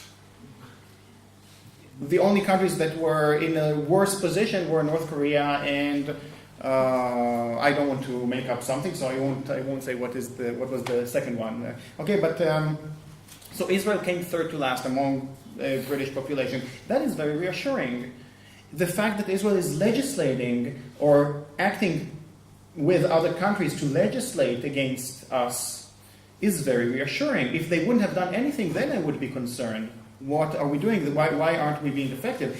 The fact that they are investing so much energy, investing so much money in trying to counter this, this very basic liberal mainstream discourse of one person, one vote in the case of South Africa, equality, freedom, and justice in the case of Palestine. It's the same discourse. That's what they are trying to counter instead of just acknowledging that, and then there would be no reason to boycott them. So they are investing a lot in order to counter that. There is a whole ministry in Israel that is a minister that his job is to fight BDS, and that is a reassuring sign that we are doing something right. So yeah, I would be optimistic about it, actually. Yeah, please. My question is for both of you. Here in Europe, I don't know how it's here in Vienna, but in Budapest, in Hungary, we, as a group, trying to reach more people, but it's not easy to reach people because people are not interested. So, how would it be for European Jews to make them more interested? So, Europeans in general and European Jews specifically, because it's a hard wall to get through. And for example, in Budapest, there are many groups that need to be targeted, but for example, right-wing people, they hate Jews, for example, so that's why they used to be pro-Palestine, but now they hate Arabs and they refugees and stuff like this, so now they hate both. So this regarding right-wing, in Hungary there is no left-wing, like in the left, properly left-wing, but even those who are left-wing, they are pro-Israel also. Even minorities are very skeptical about supporting Palestinians or any cause in general. Religious Jews are pro-Israel totally, but those who are secular, they are a bit they can be taken from that, but they still say that it's too complicated, we cannot do anything about it. So they prefer not to talk about it. So it's really hard to make more people interested. At least in Budapest, I'm talking, I don't know how it's here or in Europe in general. So I would like to hear from both of you.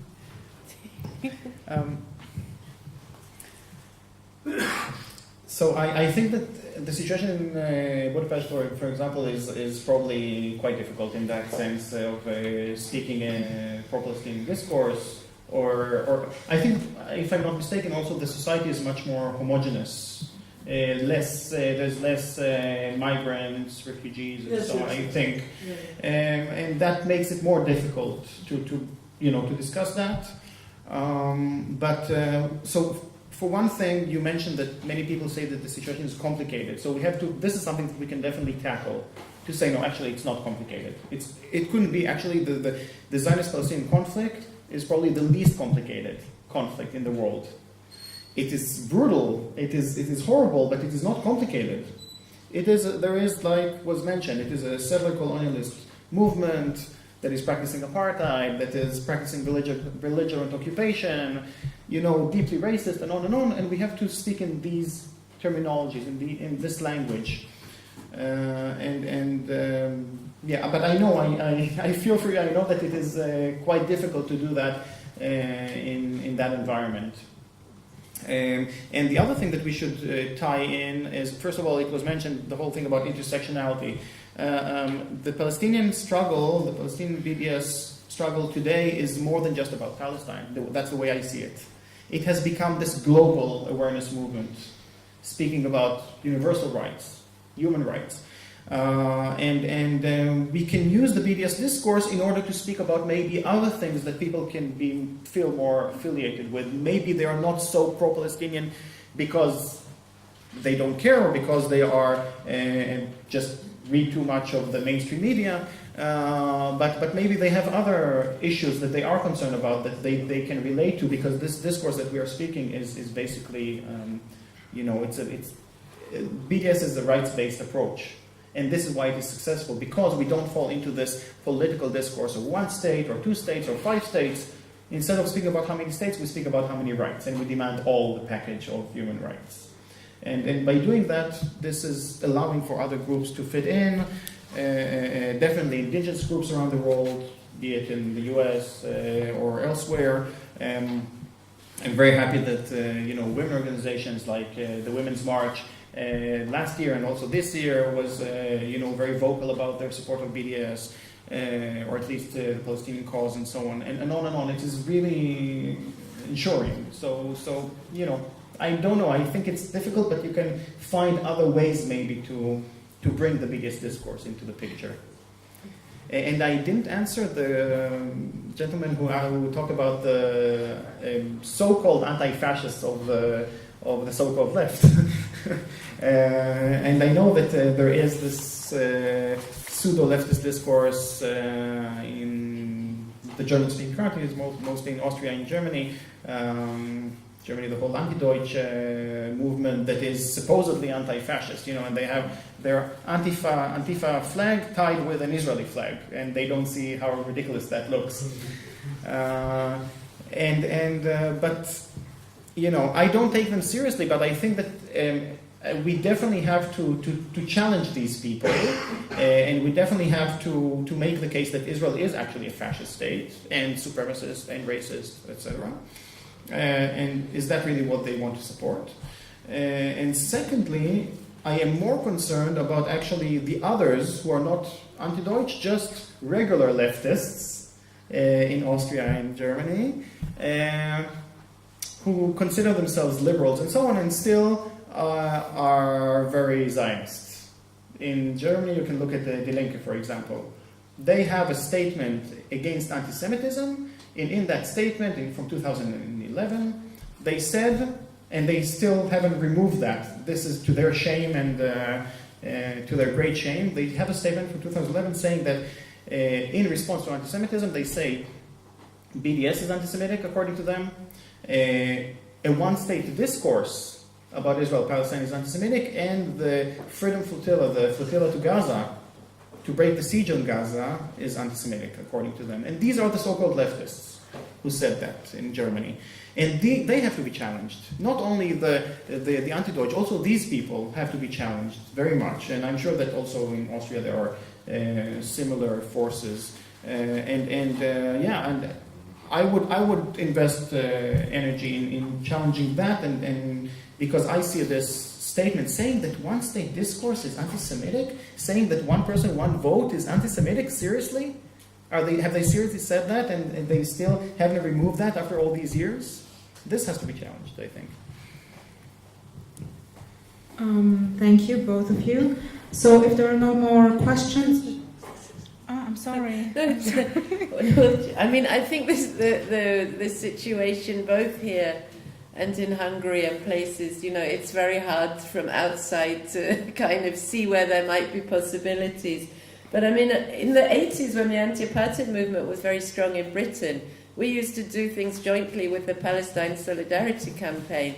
We'd draw the links between the two situations and then try to attract people to events where we both benefited. out of it, so we'd present something on Palestine, something on South Africa, or once we had what we called a freedom train, and we hired a train from Manchester in the north of England to come down to a demonstration in London. And then the Palestine Solidarity sold Palestinian food and made money for their campaign on the train. And, stuff like that. So we kind of worked together with others and tried to make those links where they were. And I think Ronnie's mentioned some. Also, where there is kind of anti-racist activity, like in the States, Black Lives Matter have taken up the question of Palestine, which is very good, and people like Angela Davis. So now in the South African context, that appeals to people because we have a militant radical student movement who've been campaigning for free education in South Africa, but also for decolonization of the syllabus. And those ideas, where they might not be students who have any knowledge of Palestine, young people now in South Africa that don't have this memory of the struggle and so on, but through people like Angela Davis, who always mentions Palestine, whatever platform and whatever she's speaking about, that sort of then switches something in people and makes it possible to talk to them about Palestine, to what's going on, and to create new activists, hopefully, out of young people who are already politicized on an issue. Okay. So if there are no more questions, I would like to close the discussion now. Thank you, Ronnie and Roshan, again, and thank all of you for being here tonight and speaking and learning about this very important and relevant topic. Now there's an opportunity for informal talks with us, and with Roshan and with Ronnie. We have also prepared some snacks and tea for that. And so I thank all of you, and now I'll switch to German. Zum Schluss möchte ich noch darauf hinweisen, dass wir im Rahmen unserer Israel Apartheid Week diesen Freitag einen antirassistischen Stadtspaziergang organisieren. Der Stadtspaziergang thematisiert die weitreichenden Folgen des Zionismus als koloniale Ideologie und deren Fortbestand, nicht nur in Israel, Palästina, sondern auch im heutigen Europa, das die Technologie und Logik von Apartheid über zahlreiche Kooperationen mit Israel reimportiert. Mit Anschauungsmaterial und symbolischen Aktionen, wie zum Beispiel Umbenennung von Plätzen, werden wir insgesamt 5 Orte im Zentrum Wiens aufsuchen, und um nationale Geschichtsvermittlung in Österreich in Frage zu stellen, indem wir sie in einem globalen Kontext betrachten. Der Spaziergang beginnt am Theodor-Herzl-Platz und endet am sogenannten Platz der Menschenrechte. Es wird spannend, das kann ich euch versprechen. Es ist auch, glaube ich, eine Gegendemo geplant an dem Tag. Und ja, das Ganze beginnt pünktlich um 16 Uhr am Theodor-Herzl-Platz. Ja, so viel dazu, zur Israel Apartheid Week. Dann noch last but not least. Wie ihr wisst, haben wir leider kein Spendenkonto, kein Bankkonto mehr. Und deswegen sind wir umso mehr auf eure finanzielle Unterstützung angewiesen. Sowohl also Spenden vor Ort oder auch bei Veranstaltungen auf der Straße, damit wir auch solche Aktionen, Veranstaltungen weiterhin möglich machen können. Und daher wären wir natürlich sehr dankbar für jede auch so kleine finanzielle Unterstützung. Vielen Dank und einen schönen Abend wünsche ich euch allen.